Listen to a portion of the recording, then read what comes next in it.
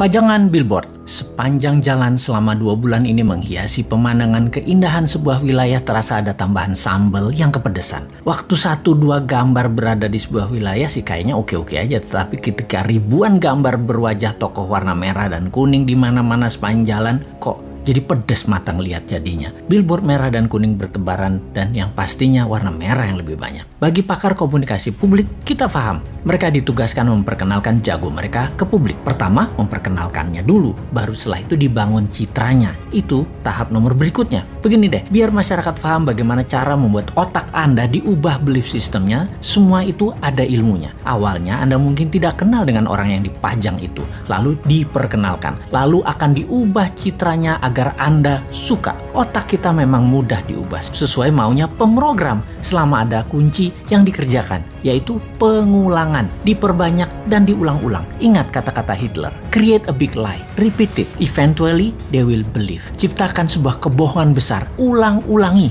pada akhirnya mereka akan percaya. Sekali lagi, kuncinya adalah pengulangan. Jadi semua ini ada rumusnya dan hal ini bisa dipakai di produk sahabat atau di personal branding ketika Anda mau menjual diri Anda, apapun tujuannya. Salah satunya ingin jadi presiden. Rumus dasar promosi changing belief ini ada 4 step, di mana pikiran manusia yang ditarget tadinya akan diubah sesuai tujuan pemrogramnya. Yaitu 1, manusia itu unaware atau tidak kenal di awalnya. Kemudian 2, dia aware, menjadi tahu atau knowingness. Ketiga, likabilitas atau kesukaan. Keempat, trust atau percaya. Catatan penting, trust adalah kunci pemilih akan mencoblos dan inilah hasil akhir yang ditarget. Kembali ke cara jualan, billboard bisa sekali membuat level 1 ke level 2 dan itu mudah, no issue. Seninya adalah dari nomor 2 ke nomor 3. Membuat orang tahu tadi menjadi suka. Ini nggak gampang karena perlu pengulangan. Suka itu masalah image, citra diri, dan di sini tim kampanye akan membuat sebuah program berikutnya. Setelah suka, bukan berarti langsung dipilih, namun ketika trust didapat atau kepercayaan didapat, barulah orang memilihnya. Sekali lagi, inilah yang jadi hasil akhir di mana otak Anda yang ditarget itu harus percaya. Dapat kita lihat sekarang, semua yang memajang dirinya agar menjadi terkenal atau knowingness-nya tinggi, bisakah dibarengi dengan tingginya nilai kesukaan? Bagaimana caranya? Kita lihat cara kerja tim kampanye yang akan memframing masyarakat. Rasanya sulit kalau hanya pakai narasi, harus pakai karya. Kalau prestasi dengan award atau penghargaan itu sudah kuno, dapat gelar ini itu juga itu cara lama.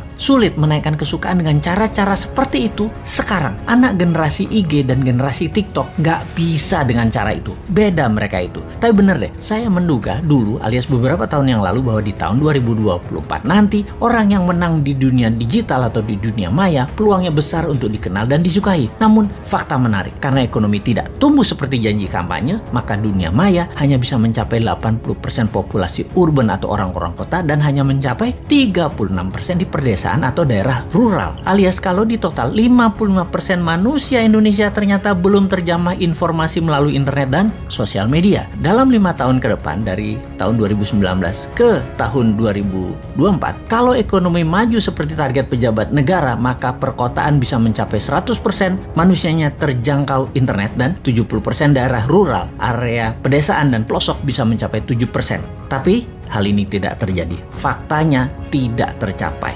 Maka spanduk, baliho, billboard masih jadi pilihan untuk membuat nomor 1 dan 2 dalam strategi pengenalan calon. Tapi 3 tahun itu masih lama. Bahkan orang yang disukai pada saat ini dalam 3 tahun lagi bisa jadi tidak disukai dan bisa saja ada orang baru yang muncul langsung lebih disukai banyak orang. Sahabat semua, di sini kita mengingatkan, bersiaplah dengan pengulangan citra positif para petarung di 2024 yang memang sedang mencari popularisme. Semoga Anda tetap dalam keadaan sadar bernegara yang berdaulat, tidak seperti pemimpin 20 tahun terakhir ini arah bernegaranya yang miring ke sana, miring ke sini. Walau pengulangan tadi masif, terprogram, terstruktur, selama Anda dibekali akal sehat, ya tetap bisa memilih yang akan membuat Indonesia tahun 2045 menjadi negara superpower, bukan jadi negara budak seperti selama ini. Kita tetap menantang mereka yang akan manggung dengan konsep bernegaranya seperti bagaimana prioritas luar negerinya, bagaimana UKM-nya, bagaimana kesehatan masyarakatnya, bagaimana punyakah kekuatan penggentarnya, tegas dengan orang korupsi sampai hukum mati juga bandar narkoba, dan bagaimana agar pemerataan pendapatan masyarakat dengan oligarki diberangus. Ada nyali nggak untuk mengerjakan semua itu? Masa hanya ada satu orang bosman aja yang tersedia, yaitu Putinnya Indonesia,